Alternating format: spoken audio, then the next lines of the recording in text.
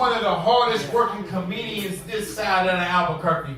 This comic travels all over the nation, a Laugh Factory regular and a mic drop favorite. Ladies and gentlemen, make some noise for Mike Diamond, baby. Mike Diamond. Like I was saying, before I was so rudely interrupted, she was on top and she was going bananas, yo. And while she was doing her thing, I could feel my titties doing circles, yo.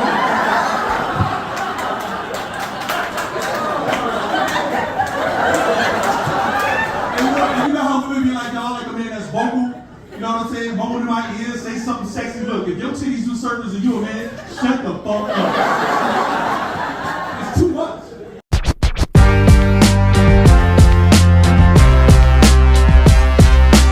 Welcome back to the Stressful to Successful podcast with your co-host Tiffany, Chasson, and myself, Jaden D'Amico. And we have a very special guest by the name of Mike Diamond in the house, Brooklyn stand-up. Mike. You have a really, really, really interesting story. When we first met, you were up on stage and making everyone laugh their asses off. And I know I left some of mine at the show. And man, it's just like you grew up in the struggle. And the whole point of stressful to successful, and that's who you are. Yeah, you are much. Stressful to successful. Let them know.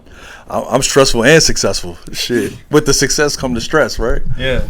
No, man, I'm originally from Brooklyn, New York, and I don't know a single tough guy that had it easy. So when you see people in this industry, especially people that's doing any kind of good, they usually got toughened up by life beforehand. You know, you don't really get your muscles in the game. You usually got it beforehand, and then you get to apply it to this. So I don't think I'm more special than anybody else that's doing this. You know what I'm saying? But yeah, man, you know, just using what I got to get what I want. Because you're funny. Yeah, man. You know, I'm trying. The humor thing is not even something I was born with, yo. Like, I was never the class clown. I was never the guy you play with. I was always real serious, and people that know me from back home and all that, they know I was like the first one to put my hands on somebody if I had to. But, you know, I grew up. I had kids. I started seeing like a different side of life, and, you know, it's a lot. I don't know. It's just easier to stay young when you're just seeing the positive in life. You know what I'm saying? There's a lot of good to appreciate. So how did you get into comedy in the first place? Well, I actually have two starts. The first time was like 12 years ago, and I was a bouncer in a bar, and one of the bartenders was having a birthday party, and she was like, "Yo, Mike, I think you're so funny. You should perform at this little birthday party I'm doing." And I was like, yo, I'm conversation funny. I don't know if I'm tell jokes funny, you know what I'm saying? But I kept trying to say I didn't want to do it, and she asked over and over again, and finally I said I'd do it.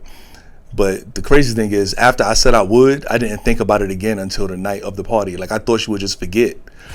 And then that morning she hit me up and was like, yo, I can't wait to hear what you talk about tonight. And I was like, oh shit, I gotta write something. But the funny thing about that was, you know, I was brand new dating my ex-wife, so she had a 2-year-old, almost 2 years old, and so I was experiencing being a stepfather for the first time, and you know, I got a pretty crazy, you know, upbringing, so I just went up there and just kind of winged it, just told some stories that I always thought was funny to me, and it went over pretty good. And that was the last time I was on stage for probably another 2 or 3 years. And one of the ladies that was in the crowd that night, she runs a nonprofit, and she raises money for the Elks Club. And she hit me up and asked me if I wanted to come do it again. And I'm like, why do people keep calling me? I'm not even a comedian, right? Right. So I went and did that one, and it was okay.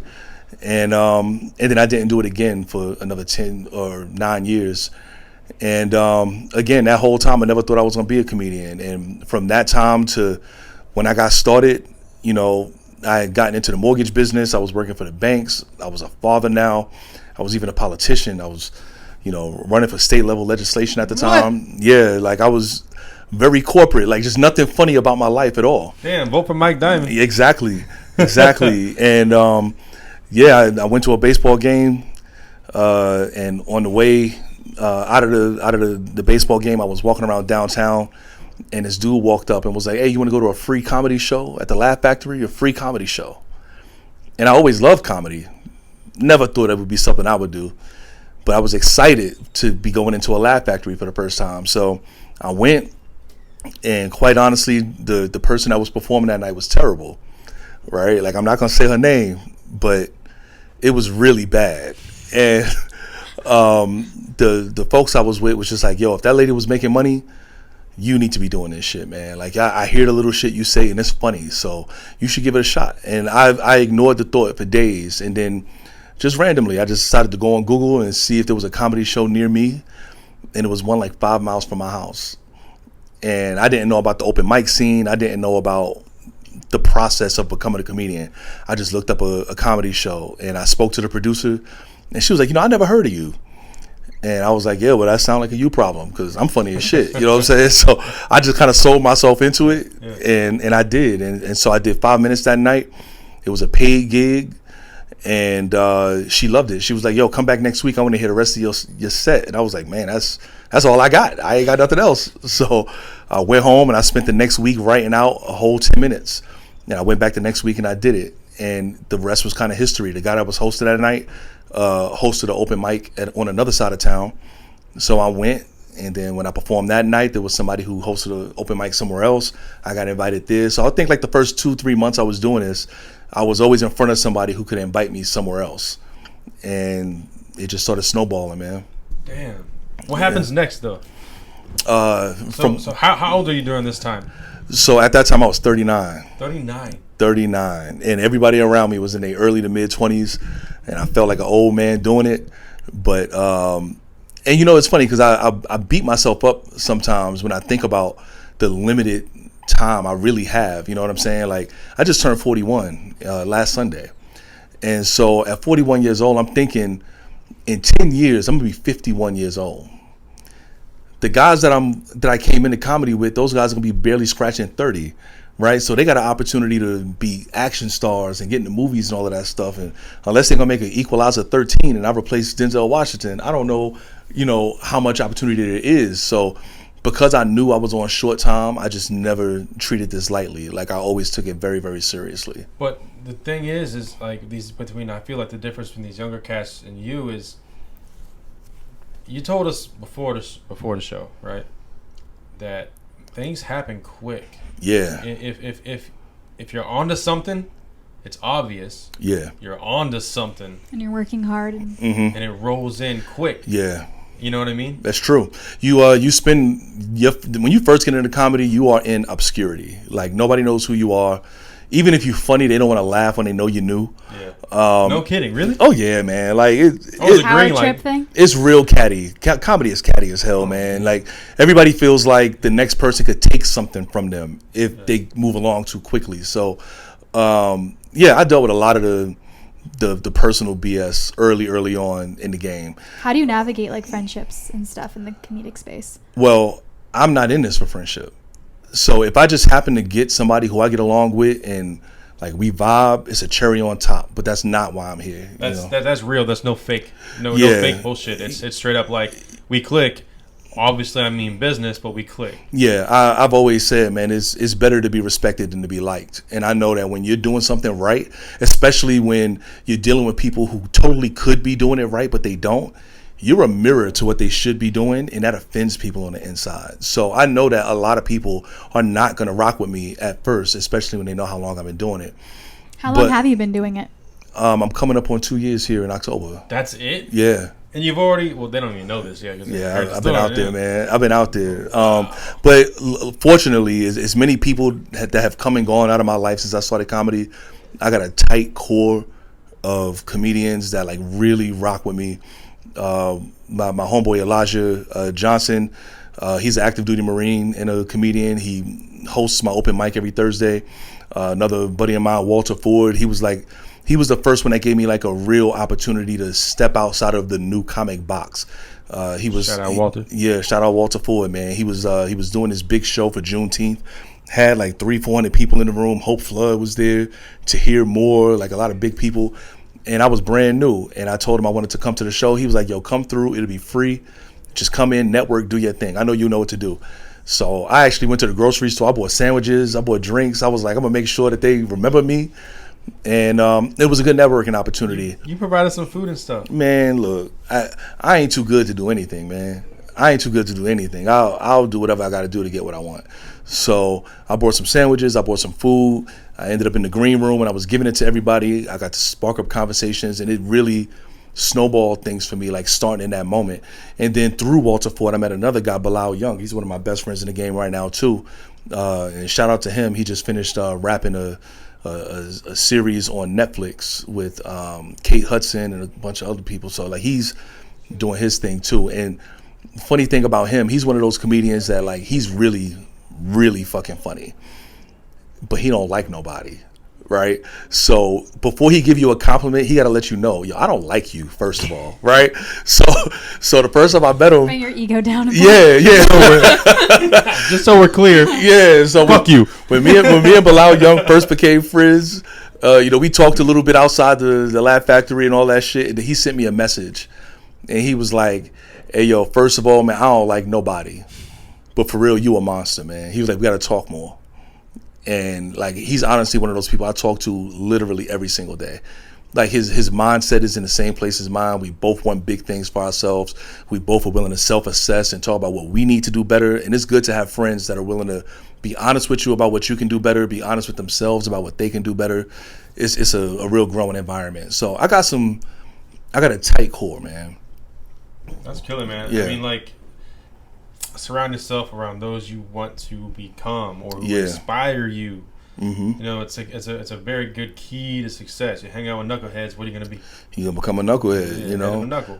Yeah, it's true. You are the sum of your collection of friends for sure. So let me ask you one quick question. Any advice for anyone who listens right now that is inspired to be a comedian one day? Well, in like a quick sentence, what would you tell them, man? If nobody's ever told you that you're funny, don't do it. It's a lot of people that have never been told that they were funny that want to try to get into comedy, and all it takes is one bad experience to shake you off the path. You know what I'm saying? So Like if a you don't, thick skin. yeah, like if you don't feel like you can go up there and at least get a chuckle, Yeah. just it ain't for everybody. Like I feel like stand-up comedy is like the most underappreciated, disrespected art that's out there. Like people that have nothing to do with comedy will watch a comedian go on stage, do an hour and kill it, and then say, I could do that. And nobody looks at an NBA player and says that. Nobody looks at a doctor, perform cranial surgery and say, oh, I could do that. But people look at comedians and really be thinking they can go on stage and be funny like that. So I would say we have a oversaturation of people that really should not be doing it. So if you want to do comedy, at least know on some level that you are funny, and then learn the science and the mechanics of it. So be that guy. Like growing up, like there's always that one funny ass dude that would always have everyone around him making jokes, laughing, ha ha ha. That was not me. No, That was not me, bro. What? Nah. Like I said, I wasn't a joker. Until you I wasn't a player. Nah, I just What the fuck? So when I was young, right? Yeah. I never got in a fight on my own personal merit ever. But I got a little brother who got a big mouth. So anytime he got in trouble, I was usually fighting on his behalf. I was never fighting for myself. But because of all of those fights, my reputation grew as somebody who could throw hands. So I never was the class clown. So throwing hands brought you into. You told me you did kickboxing. No, just regular boxing. Oh, regular boxing. My apologies. Yeah, kickboxing, boy, you crazy. But I was a boxer for a number of years. I boxed in the Marine Corps, got to fight all around the world. Wow. Small chapter. I got a lot of different lives. Like if we sat here long enough, you would hear so many different things, bro. But yeah, boxing was a big part of my life once upon a time. That's amazing, man. Yeah. Sorry for everyone who got their ass handed. Not me. Actually, I'm not sorry. Thank you. Not me. But yeah, no, just make sure you really want to do this shit, because the work that's required to be a comedian is going to require you to really put this first, like over your relationship, sometime over your job. You never get like real advance notice for shows. Like I think the most responsible producer will say, yo, Mike, you got a show in 12 days, 14 days, like max. You never really have advance notice. So if I know I got to work tomorrow until 7:30 and somebody tells me I got a show or they got a show that they want me to be on at 7:30, I will find a way to get out of work at 5:30 to make sure I'm there. I'm sick. Yeah, I'm sick, or I just gotta go, or whatever. I got kids. I got 2 daughters, so I could bring. So you got a couple excuses. Yeah, I could make something up. You know what I'm saying? But at the end of the day, nothing comes before it. You got to be like. You have to be available and you have to be disciplined. Like, comedy is about being available and being disciplined to do the things that it takes to get your ideas on paper, practice them, and get them out there. So about that, how do you go about writing your jokes? How do you go about like doing something to saying something that just comes off funny? Like, do you write things and then eventually start laughing to yourself about it, and then say, "Ha, I'm gonna use that"? Or sometimes I have moments like that. Like every once in a while, I'll get lucky. Like mid conversation. I'll have a funny sequence of words, not even a joke, but just a funny sequence of words. And I'll think to myself, if I said that in a joke, that would be funny. So I'll write it down. Okay. And that's one of those disciplines. When you say something funny, everybody around you got to understand he's a comedian, so he's going to write shit down, right? So everybody around me know. You always have a notepad on your phone. My phone, yeah. So if I say something and everybody laugh, I'll watch everybody. You know what I'm saying? I'll write it down. But a lot of times it's just observing everyday stuff. A lot of my comedy is very observational. So it's, your mindset when you're on your work, and how did you feel when you were interviewing for that job? Like, the day job I have right now, I've had it for barely 3 months. And I remember when I was going through my interview process, I was like, what's the hardest thing about interviewing for a new job? Pretending like you want a job. Like, I'd be in them interviews making them people really think they about to hire the best employee they ever had. And in the back of my mind, I'm like, I got 6 months before I get fired. So I'm going to go ahead and do everything I can right now to get as much money as I can and start looking for the next job. There's no way they're going to keep me more than 6 months, right? So I think we all have the same experience. So my job as a comedian is to discover what all of us know, just nobody really says out loud. You know what I'm saying? I like that. So when I'm writing, I'll observe something that I feel like other people can relate to. I'll write it down. And then 2 or 3 times a week, I'll just sit down with my ideas and try to expand on them a little bit. And then I'll bring them up in conversation casually. Like, it's a joke, but they don't know. And I'll bring it up and see how they react to it. My comedian friends, like I said, my boy Bilal, Elijah, Walter, they'll tell me real quick, hey, yo, I got a tag for that. I know what that was. Yo, I got something you could put with that. Oh. So, we help each other out. And, but I never can sit down. Like, if you told me to just sit down and write something funny right now, I probably couldn't do it. So what do you do when you have writer's block? Or you can't, or maybe you're up on stage, for an example, even too. Like when I'm on stage and I don't know what to say next? Yeah. That's where talent comes in. That's where the talent comes in. Like, I have had times where, I have one joke that's supposed to segue into another one, and I forget what the other one is. So I'll just go to crowd work. There's always somebody interested in the crowd, or even freestyling, man. Like, I did a show recently at this club, and I have this whole set that I do about how to know if your mother was a hoe, right?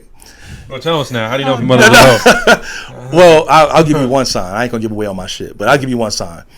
If you were like me, right, and your mother had a gang of friends, right, you got a lot of uncles, and your grandma don't know none of them, your mama was probably a hoe. You got a lot of uncles. If you got Uncle Larry, Uncle Otis, Uncle Ray, Uncle Gene, you got all these uncles, and your grandma don't none of them. Like, I can't tell my grandma no stories, bro, because she don't know who I'm talking about, right? So I had this whole set about your mother's a hoe, and I forgot that I was moving into that joke. So then I just started talking about my father. I met my father for the first time 2 years ago. And I just started telling that story on stage in a funny way, and it ended up really killing. So I had to add it to my set, which is why you record everything you do. So I went back, I listened to it, wrote it out, and now it's a regular part of my set, how I met my father 2 years ago. What was it like?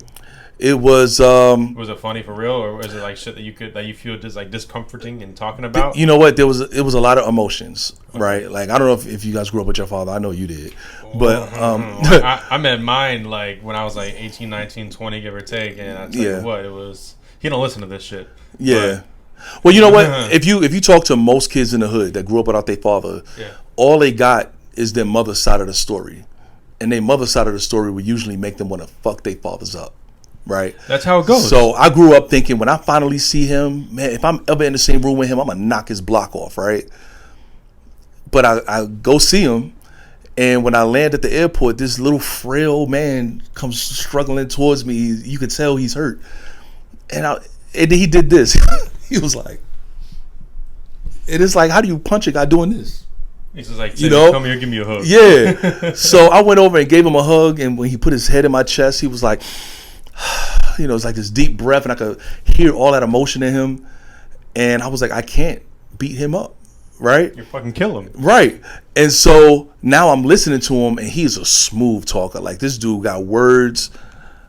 Just the smoothest man I ever met in my life. And I met his wife. I met my 2 sisters that I never met before. And I left. It was a good time. And I went home thinking, like, I'm about to really have a relationship with my father. Yeah. Did you ever have to think, like, I'm gonna have to say something to my mama? Oh yeah, I did. Yeah.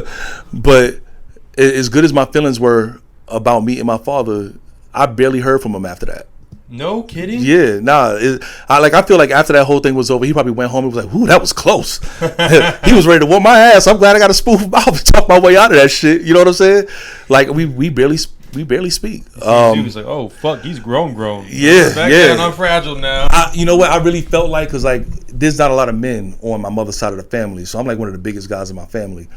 So I was like, when I meet my father, he got to be the guy I get my size from.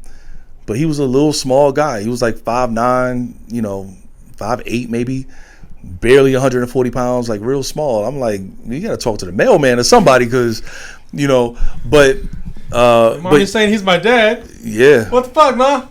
And like I said, man, like, you know, you only get your mother's side of the story. And my mother was mad when I found out about my father. What was she upset about to begin with, man? I don't know what she was mad at, man. They beef is before me. You know what I'm saying? Like, so then it brings the child in the middle of it, and now you're gonna make a decision for yourself. Yeah. I told her, I was like, yeah. So I found my father. She's like, you ain't find him. I just ain't want you to know where he was. Like, that's for real what she said, yo. So like, whatever they beef is, that's they shit. You know, a lot of times us, when we become adults, we pedestalize our parents into these holy people, like they don't make mistakes. Bro, make it what it is, yo. Your mama and your daddy, they thought they was fine. They was fucking. They got pregnant. It was most likely an accident. You know what I'm saying? They made the most out of it, like a lot of parents do. You know what I'm saying? So I don't look at my parents like saints or like they owe me something. They was young people that had a baby. You know what I'm saying? That's it. It's kind of like a modern day Tinder baby. Pretty much. You know? Pretty much. Yeah. So you can use that in one of your lines, by the way. I probably won't. But yeah, thank you, man. It's a thing, man. Yeah, I do talk about these post-COVID babies, though. Talk about what's up. They ain't no joke. I ain't about to give you all my jokes, man. Look, buy a ticket and come to a show. Yeah. Yeah. Oh, yeah, you did. But yeah, nah. I'm as far as my parents go, like I don't really have much of a paternal relationship. You know what I'm saying? Like it's me and my kids. That's all that really matter. You know what? I was actually before in the morning. You know, before I brushed my teeth, I was watching these things online about how parents, you know, they do some fuck ups, they mess up, they do these things, and like the father's not there, for an example, and those children end up being really good dads. Mm-hmm. You know what I mean? Because they're making up for things that they never had as a kid. And then they end up sometimes being too good of dads, or ended up being something called helicopter parents. Yeah. You know, there's a quote that I learned when I was running for office. It says, strong men create easy times. Easy times create weak men. Weak men create hard times. And the hard times create strong men. It's like a cycle. Yeah, it's a cycle. So I don't know where we are in the cycle right now, but I can definitely see a generation of soft people because the generation before us made it easy. You know what I'm saying? I don't feel like my parents owe me anything. You know, I'm 41 years old now. I got my own kids to worry about. I know when I first became a father, I made a lot of mistakes because I was in competition. Like the little boy in me was in competition with my mother. And like when you first have kids, your only real reference on how to do it is what did I experience? You know what I'm saying? And so I was like kind of itemizing some of the stuff that I experienced and was exposed to. And I was like, damn, you know, I would never let that happen to my kids. And it kind of made me look at my mom different. You know what I'm saying? But in my maturity, I got to understand my mom took me as far as she could. Like we all have our limit on how far we can love and culture and cultivate things. And my mom did all that she could with what she had based on her experience, her knowledge. You know what I'm saying? Yeah, so I can't be mad at anybody. I'm not mad. I just, you know. like straight up, dude. Like my mom, for example, got married to one guy. Terrible dude. Terrible dude. Oh fuck! How am I gonna fix this? Oh, I know. Get married again.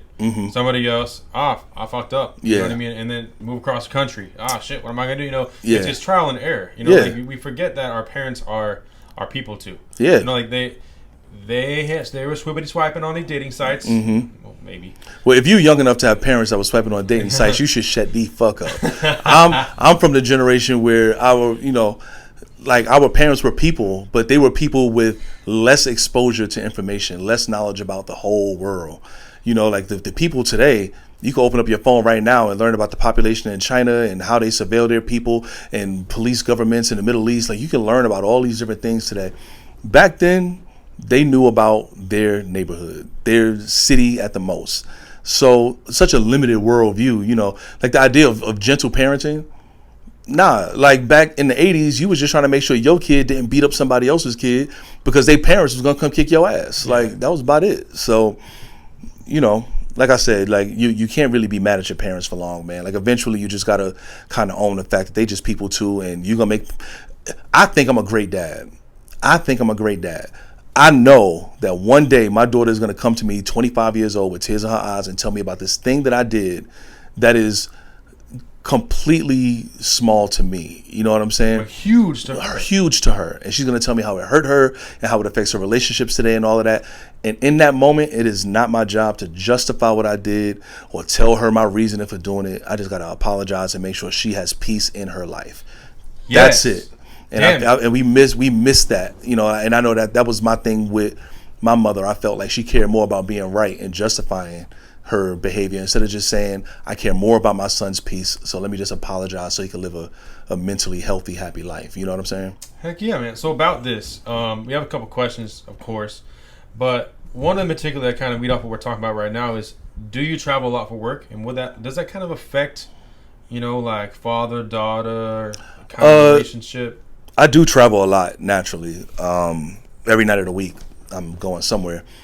But my kids are actually really good sports about it, man. Like, so me and my kids have a ritual before I perform. I call them on FaceTime, and they give me the words of encouragement, right? What do they say? Man, I should pull up a video right now, but I record it sometime. But they just be like, you know, Dad, you're smart and you're funny, and go out there and be yourself and know that you're enough. And even if they don't laugh, we'll laugh for you, and we love you so much. And make sure you call us with an update and let us know what happened. And they put these filters on their face so they can make me laugh before I go on. And you know, they've been doing this for 2 years now. So how old are they? My youngest is 9. Her name is Maya, and my oldest is 11. Her name is Morgan. Oh. Yeah. Goodness gracious, man. Yeah, man. They they know when I'm not with them is for a reason, and I would prefer to be with them every day of the week. They know that. When they get older, all right, you're gonna be doing comedy, man. Look, dude. At this point, you fucking made it. Yeah. Congratulations, bro. Like, for real. You know what I'm saying? Like, yeah. Wow. You gonna bring them on? Like, bring them with you? Like, on, like, you know, are you gonna do the whole, like, what next, dude? Like, think about it. Like, you're really close to fucking doing like a nationwide travel type deal. Yeah. You know? I already have done some shows across the country, and I've always kind of felt like, damn, I wish my kids were here. Yeah. But at the same time, with this comes public attention. And my main priority is making sure my kids live a happy, normal life. And I made the mistake of exposing my kids when I was running for office. And the naysayers of my campaign, the people that didn't want to vote for me, I mean, they made memes with pictures of my kids in them and all of that stuff. And so, you know, eventually, when they're old enough, they'll get to a point where they know who Dad is and what I do, and they can make the decision for be able to enjoy it. Yeah, but I don't want to thrust my kids into some kind of public light, even though y'all are missing out because they are funny as hell. Yeah. My oldest, not only is she smart, but she's really, really. Not only is she funny, but she's really smart. They did the annual like standardized testing for the district. Yeah. And she got the number 2 highest score in her school district, and was actually mad because she wasn't number 1. Huh. And mad because she lost to a boy. It's not even a competition, but she was like, I'm gonna beat him this year. So like, I have kids that are very driven, and you know, I don't want to mess that up by filling their head with entertainment. Well, where do you think they got this from, man? Where do you think they got like this attitude of being driven? It's kind of a simple question. Yeah, I mean, I feel obvious, like you know? kids never really do what you say. They do what they see you do. Yeah. Right. And so, like, I remember last summer, I had the kids the whole summer without having to take them back to their mother's house, and I took them to open houses with me. They were there with me all day while I was making client calls for my mortgage company.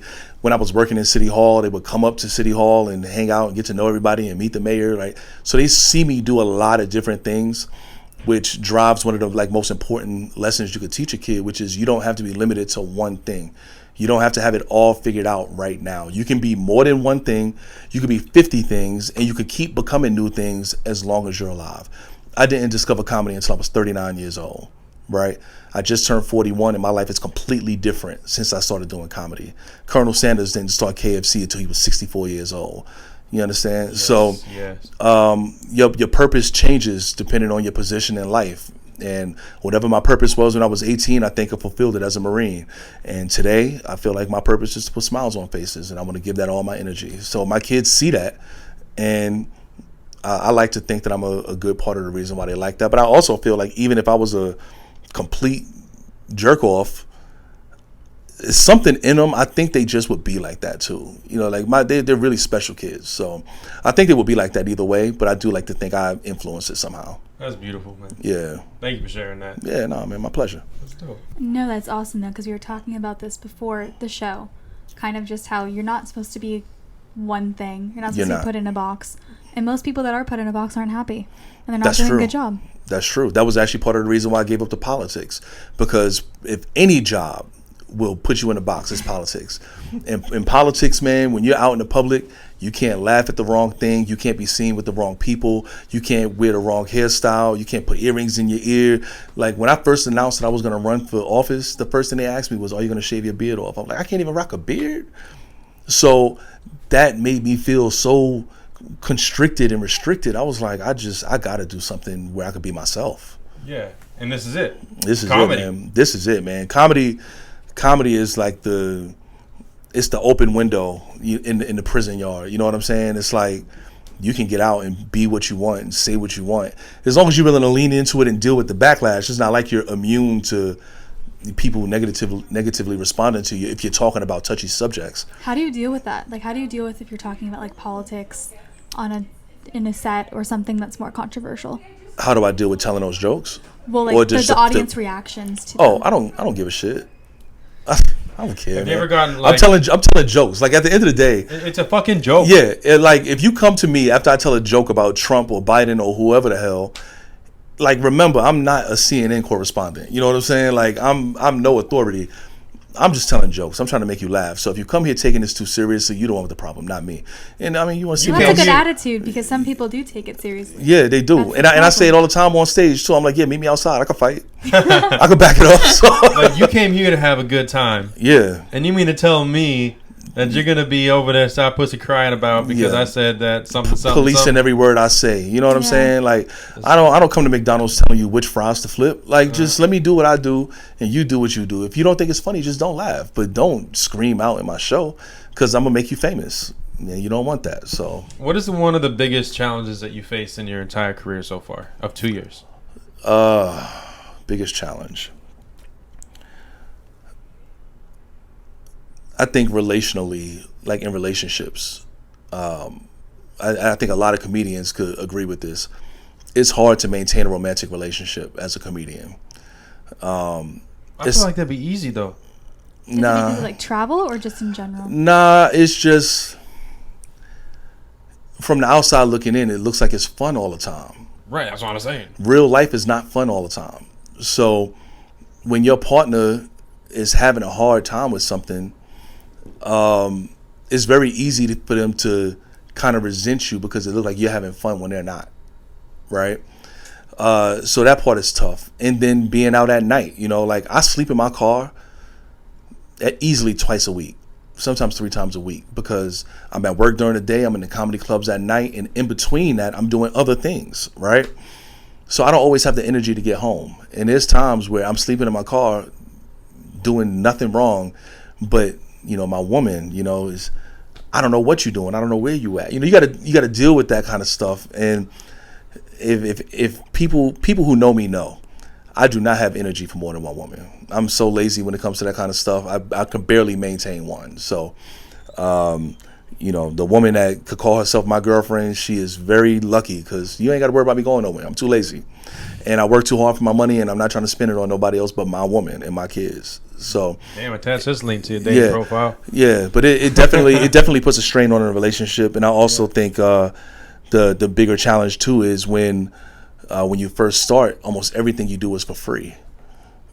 Even when you feel like you're worth money. So psychologically that's hard. But then also financially, you're spending gas money and food money to be out and do this. Sometimes when you got a car payment due, or when child support is due, or whatever, right? And you got to pick this over other things. Well, that and your time, right? The time is the biggest thing. On a date with your girlfriend or whatever. Time that I could be on, and that's another thing. Usually when I'm trying to take her out, it's like another comedy club. Like it's always something associated with comedy because that's like the only thing I do when I'm out. If I'm not doing comedy, I'm in the house, yo. Like I chill. I don't like clubs. I don't do a lot of that crazy stuff, yo. I'm really to myself. Like I said, I'm not a goofy guy, so I'm usually to myself. I'm planning. I'm doing things like that in the house. So when it's time to leave the house, it's usually because it has something to do with comedy. And my girl is my friend, so I want her to go with me, but she don't always want to be around that stuff.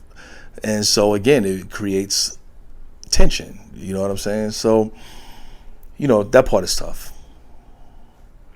Have you ever had to deal with like ingenuine friendships or relationships in terms of comedy, like people seeing it from the outside looking in as like clout chasing? Yeah, all the time.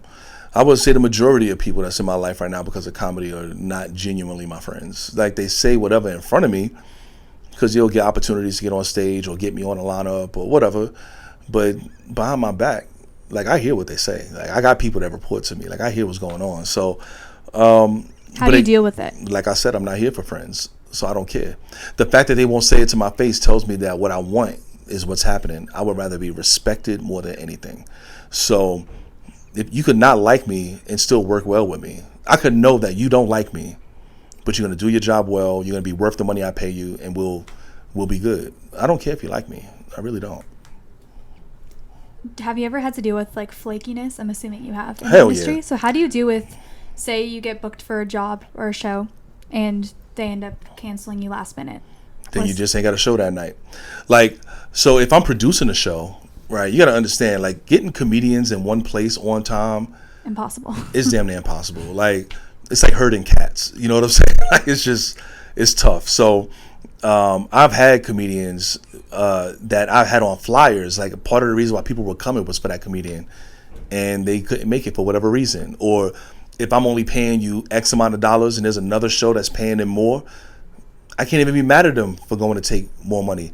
Now, according to my values, I made a promise. You got my word, so I'm gonna come. I'll let other money go to honor my word. But everybody ain't like that, and you'll be disappointed your whole life trying to look for yourself and other people. You know what I'm saying? So always have a backup. Always have close friends.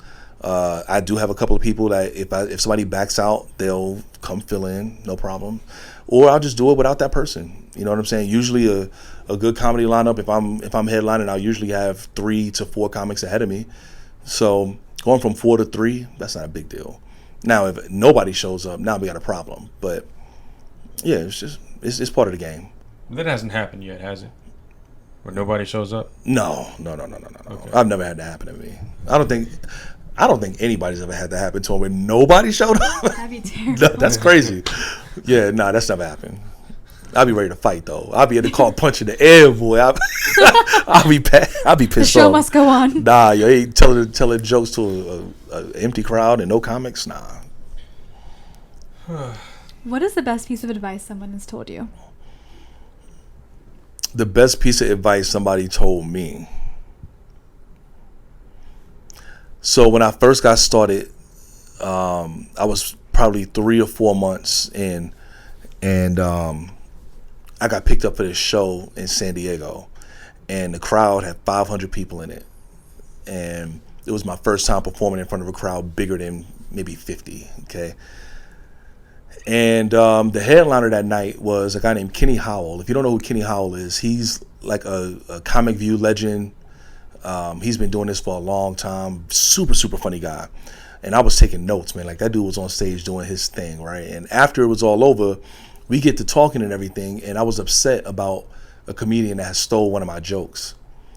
And he told me, he was like, make sure you keep writing because it's going to happen.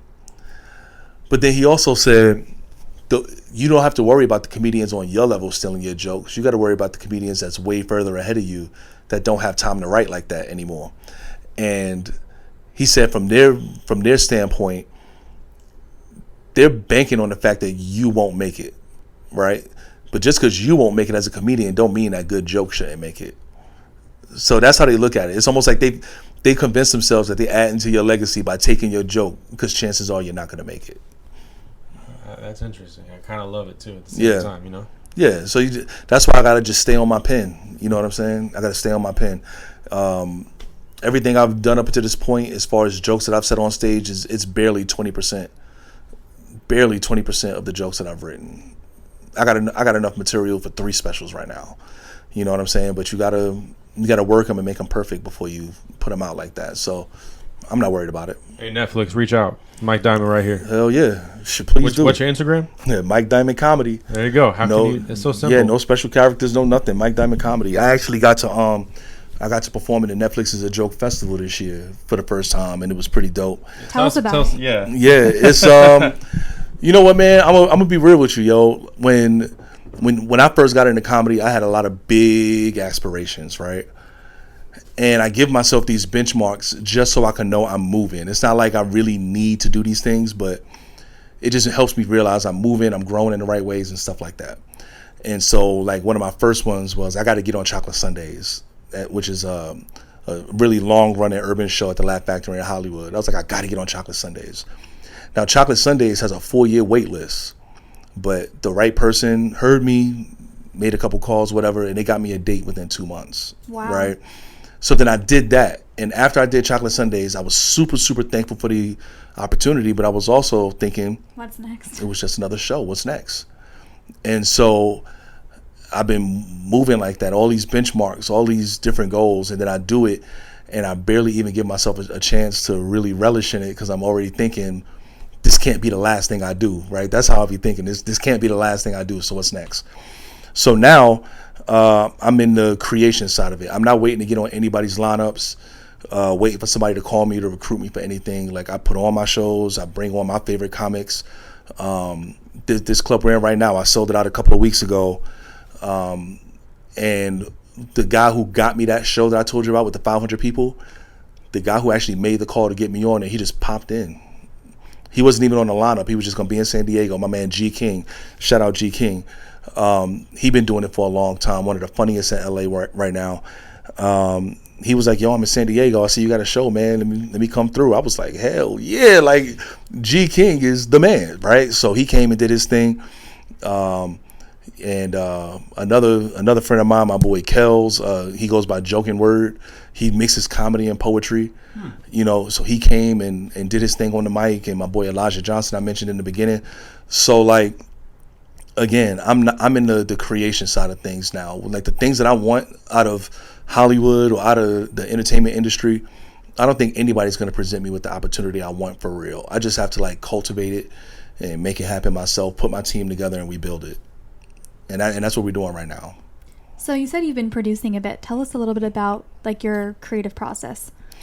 Honestly, it depends on the project, and it just comes down to who am I a fan of, right? I don't do the whole, get a headliner that everybody thinks is funny, or get the girl who's really hot so she can sell tickets if I put her on the flyer.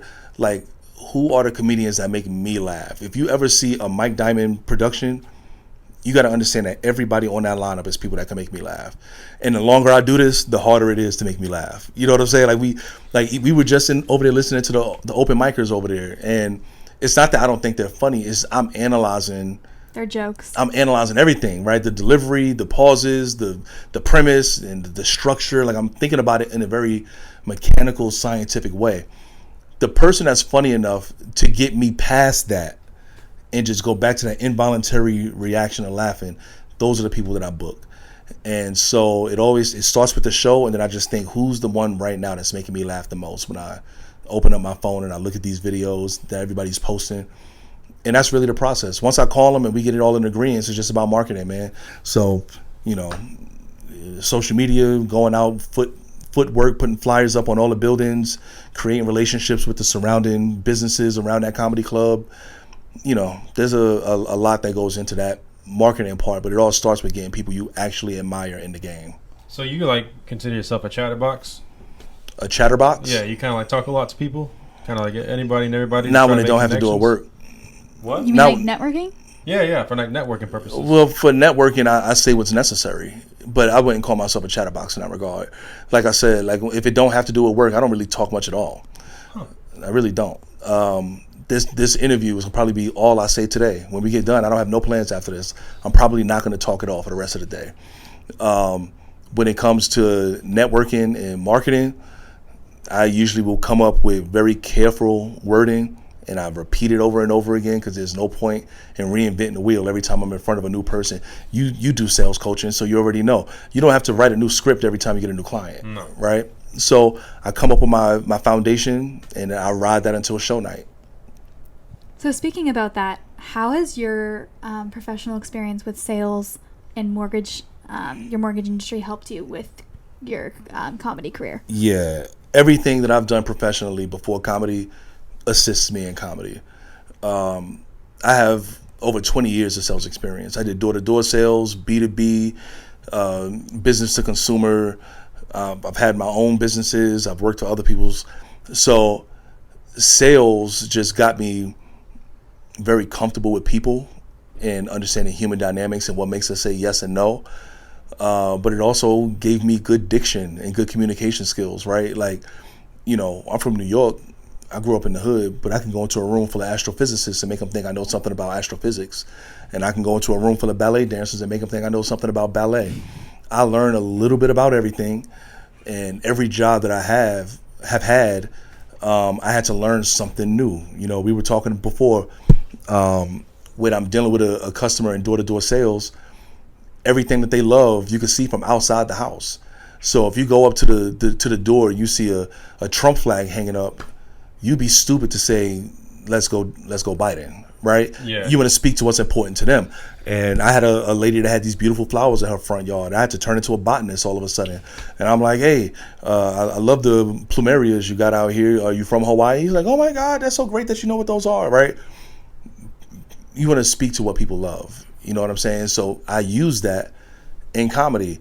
In the mortgage game, I meet people from all different professions, doctors, lawyers, fucking race car drivers, like you name it. I meet all kinds of people that need houses and need refinances. The conversations with them make me curious. I go do more research. Now I'm a low-key expert in everything that they do, right? So everything lends to it. The habits as a mortgage writer is a lot of organization, right? Spreadsheets, accountability of every detail. I use that in comedy. I keep a spreadsheet of every place I performed, the name of the booker, the phone number, how much I charged them the last time I was there so I can know how much to charge the next time. All of that. I always know how many performances I've done. I just did a show a couple nights ago. It was my 404th performance.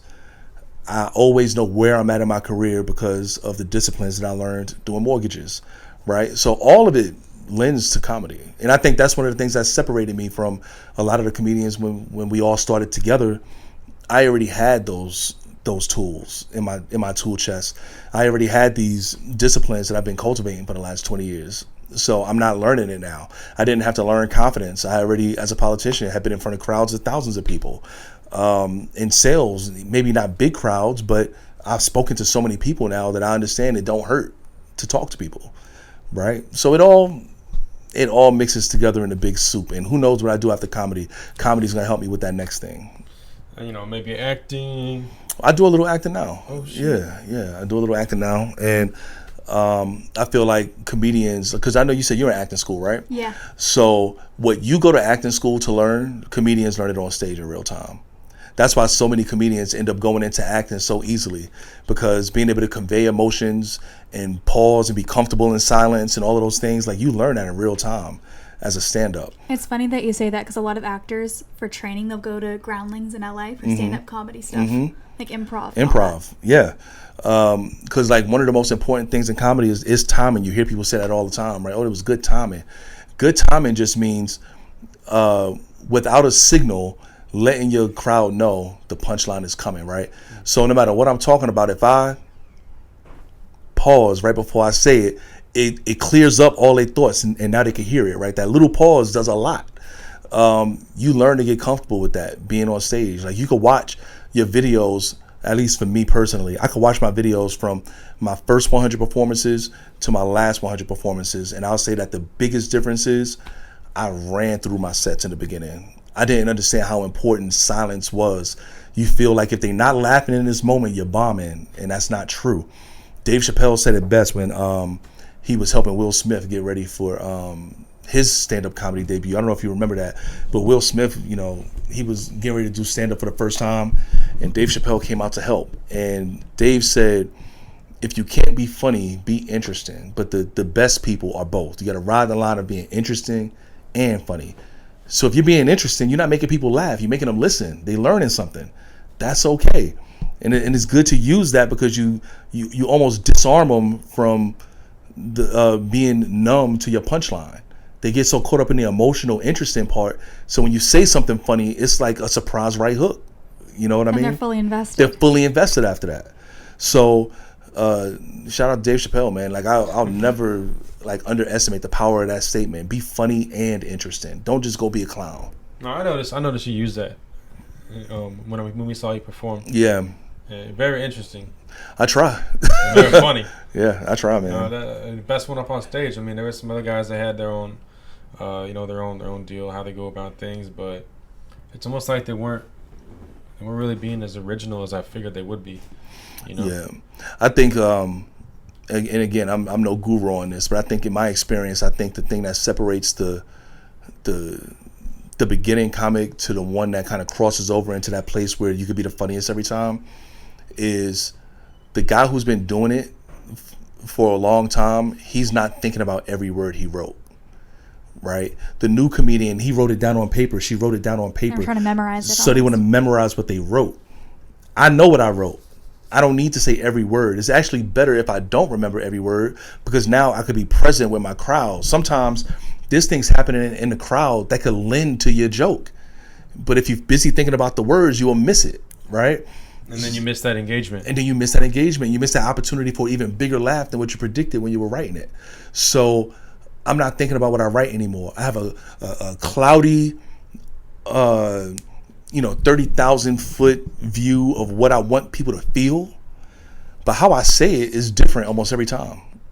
Almost every time it's different, because I'm not thinking about what I wrote. And so that makes it to where if I'm in the middle of a set where I'm talking about your mama being a hoe and I forget what I'm going to say next, I'm present enough to talk to my crowd, to think about something else unrelated until it comes back to me. Then I can go back. What would be your dream acting role?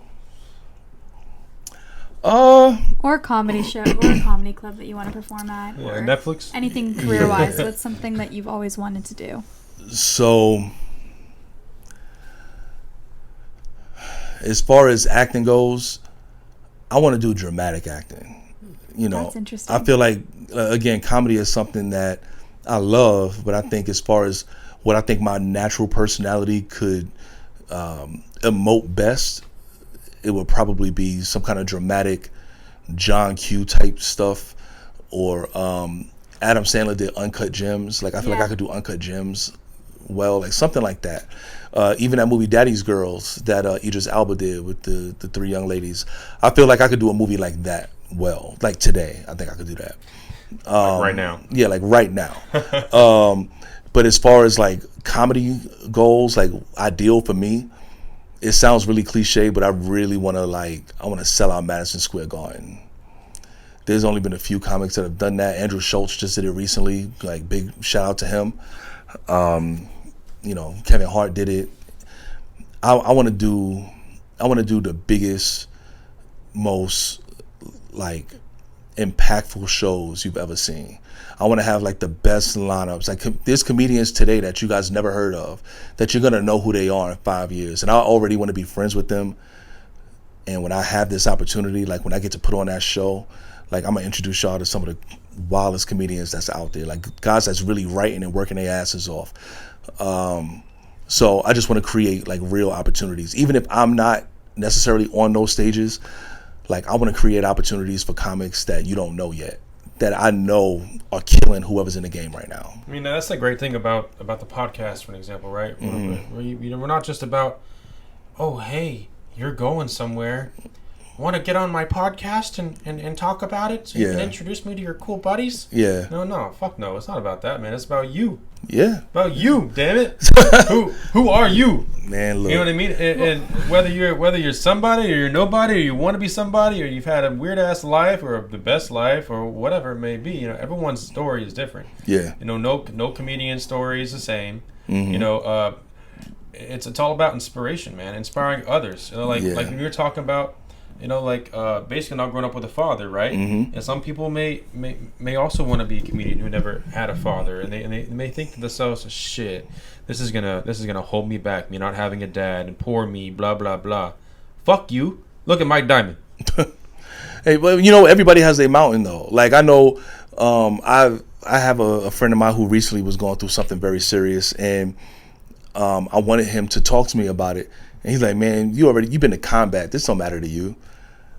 Combat was my mountain, right?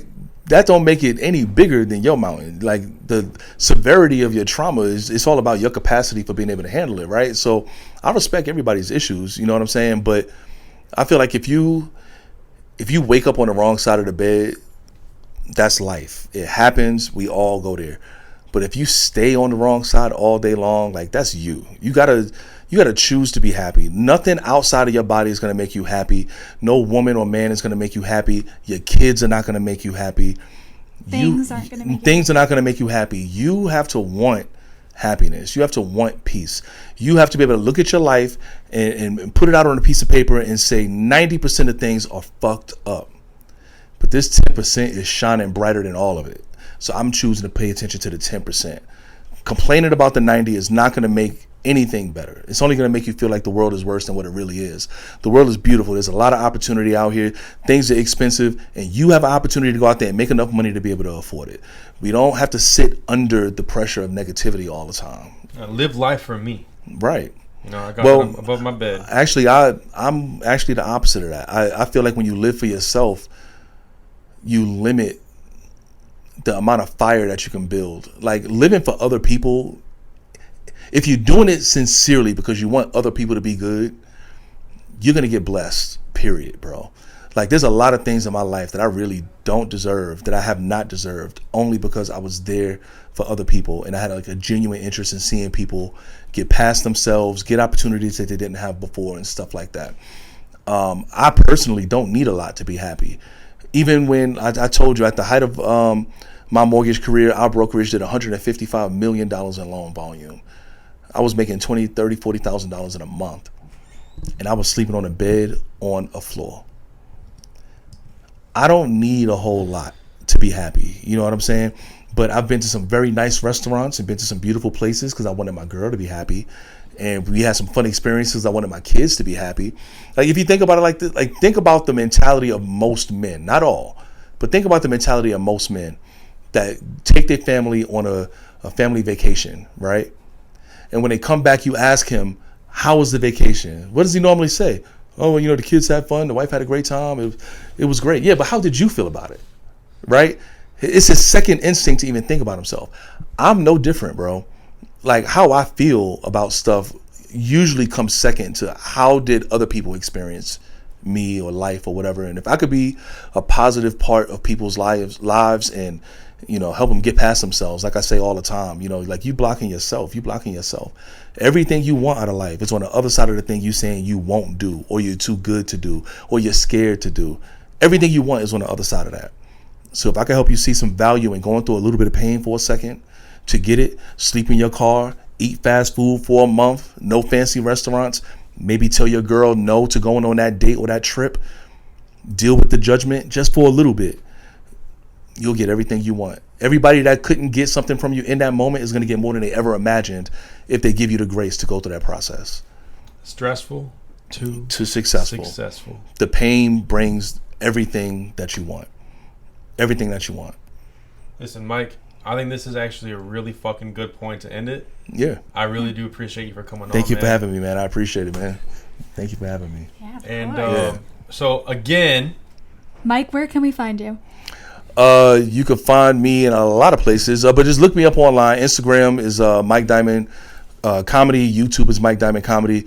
If you're in the San Diego area, I'm going to be here at Mike Drop Comedy on October 13th, the day before Columbus Day. Tickets are $20. They're going on sale right now. Just go to MikeDrop.com and get your tickets. Perfect. Did you want to close this out? Yeah, of course. Once again, this is Stressful to Successful podcast with your co-hosts, Tiffany Chasson and myself, Jaden D'Amico. And of course, we have the wonderful, the one, the only Mr. Mike Diamond here with us today. Thank you. And you can find us everywhere on all platforms you listen to podcasts on.